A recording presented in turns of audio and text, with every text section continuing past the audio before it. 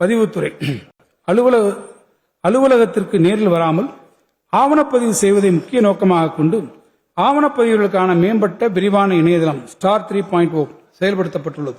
மேலும் நவீன வசதிகளுடன் கூடிய மாதிரி சார்பதிவு அலுவலகங்கள் சென்னை, அடையாறு மற்றும் பெரியமேடு பகுதிகளில் திறந்து வைக்கப்பட்டுள்ளன.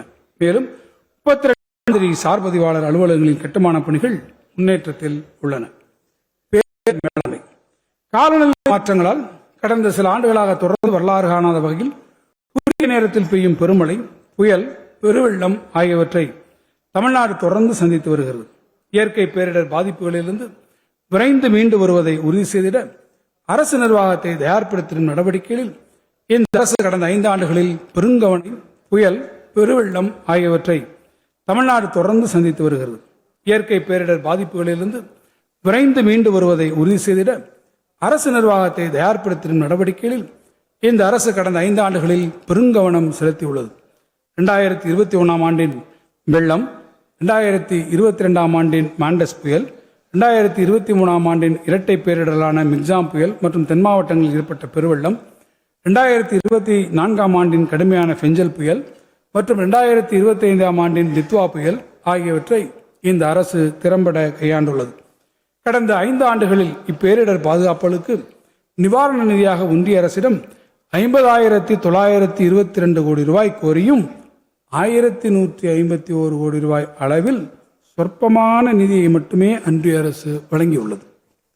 வெப்ப அலையினை மாநிலம் சார்ந்த பேரிடராக அறிவிக்கப்பட்டதை தொடர்ந்து முதல் கட்டமாக 11 மாநகராட்சிகளுக்கு தனித்தனியே வெப்ப அலை செயல் திட்டங்கள் தயாரிக்கப்பட்டுள்ளன.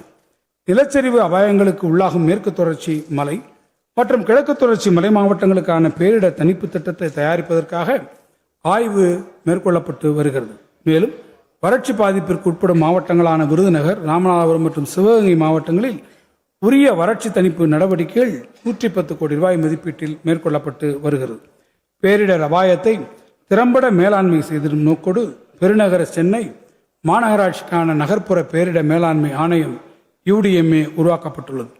இது மட்டுமின்றி மாநில பேரிடர் நிவாரண நிதியின் கீழ் அதிநவீன வசதிகளுடன் கூடிய தமிழ்நாடு மாநில பேரிடர் மேலாண்மை நிறுவனத்தை 50 கோடி ரூபாய் மதிப்பீட்டில் அமைப்பதற்கான நடவடிக்கைகள் மேற்கொள்ளப்பட்டு வருகின்றன.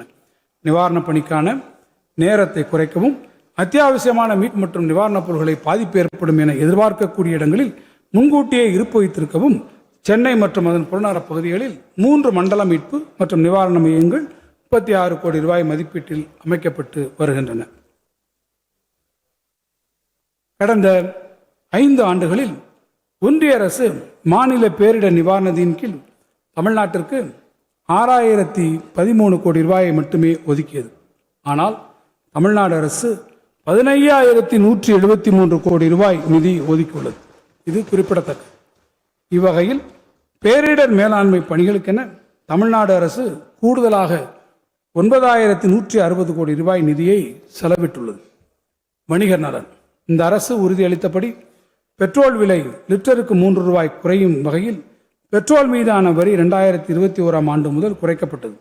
வணிகர்கள் பயனடையும் வகையிலும் முந்தைய சட்டங்களின் கீழான வரி நிலுவைகளை வசூல் செய்திடவும் நடைமுறைப்படுத்தப்பட்ட சமாதான திட்டத்தின் கீழ் 50,000 ரூபாய்க்கு மேல் நிலுவைத் தொகை இருந்த 13,118 இனங்களில் மொத்த கேட்பு தொகையில் 772 கோடி ரூபாய் தள்ளுபடி செய்யப்பட்டு 250 கோடி ரூபாய் வசூல் செய்யப்பட்டுள்ளது. இது கடந்த காலங்களில் அறிமுகப்படுத்தப்பட்ட 6 சமாதான திட்டங்களுடன் ஒப்பிடுகையில் அதிகபட்ச வசூலான திட்டமாகும். மே திங்கள் 5ஆம் நாள் வணிகர் தினமாக இந்த அரசு அறிவித்துள்ளது. தமிழ்நாடு வணிகர் நல வாரியத்தின் மறைந்த உறுப்பினர்கள் குடும்பத்திற்கு வழங்கப்படும் குடும்ப நல உதவித்தொகை 5 லட்சம் ரூபாயாக உயர்த்தப்பட்டுள்ளது. மேலும் அந்த வாரிய உறுப்பினரின் நலனுக்காக திருமண உதவித்தொகையாக 10,000 ரூபாய் மற்றும் விபத்துக்கால இழப்பீட்டு உதவித்தொகையாக 25,000 ரூபாய் வழங்கும் 2 புதிய நலத்திட்டங்கள் நமது அரசால் அறிமுகப்படுத்தப்பட்டுள்ளன. உறுப்பினர்களின் வணிக தளங்களில் ஏற்படும் தீ விபத்திற்கு வழங்கப்பட்டு வரும் இழப்பீட்டு உதவித்தொகை 20,000 ரூபாயாகவும் உயர்த்தப்பட்டு உள்ளது.